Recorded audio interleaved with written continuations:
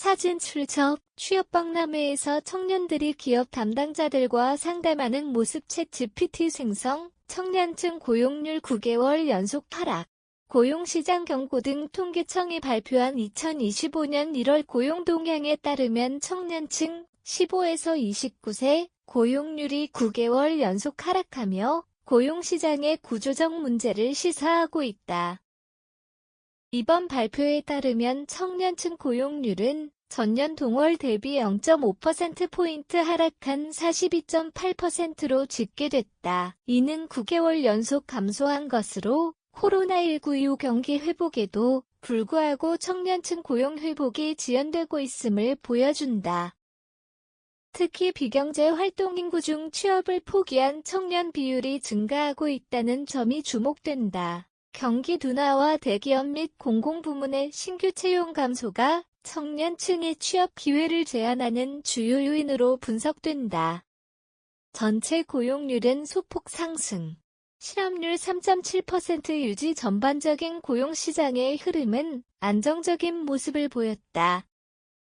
15에서 64세 고용률, OECD 기준, 은 68.8%로 전년 동월 대비 0.1%포인트 상승했다.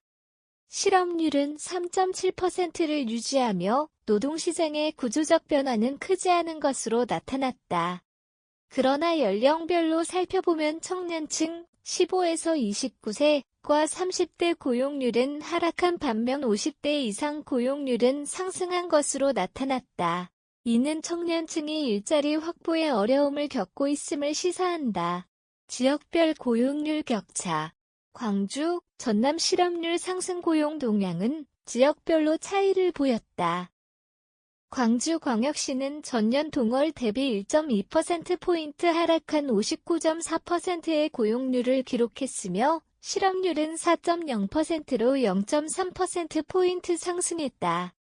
전라남도는 고용률이 0.4%포인트 하락한 63.4%, 실업률은 0.1%포인트 상승한 5.0%로 나타나 경기 둔화와 지역 산업 구조 변화가 영향을 미쳤음을 보여준다.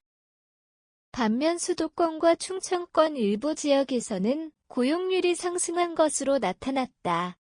이는 수도권 대기업 및 IT, 제조업 중심 산업군이 안정적인 고용 기회를 제공하고 있기 때문으로 분석된다. 고용 전문가들은 청년층 고용률 하락이 장기화될 경우 사회적 문제로 이어질 가능성이 크다고 경고했다.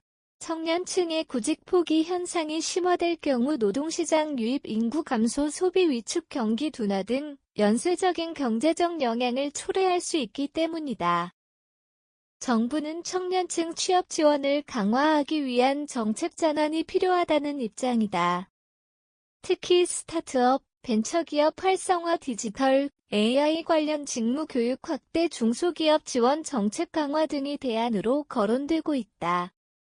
고용시장의 흐름이 전체적으로 안정적이라 하더라도 청년층의 지속적인 고용 악화는 사회 구조적인 문제로 이어질 가능성이 높은 만큼 청년 맞춤형 정책 변화가 시급한 시점이라는 분석이 나온다. 2025년 1월 고용동향 발표에서 확인된 바와 같이 청년층 고용률 하락은 단기적인 문제가 아닌 구조적 문제로 자리 잡아가고 있다. 청년층이 경제활동을 포기하지 않도록 정부와 기업 차원의 적극적인 지원과 정책 변화가 필요하다는 목소리가 커지고 있다.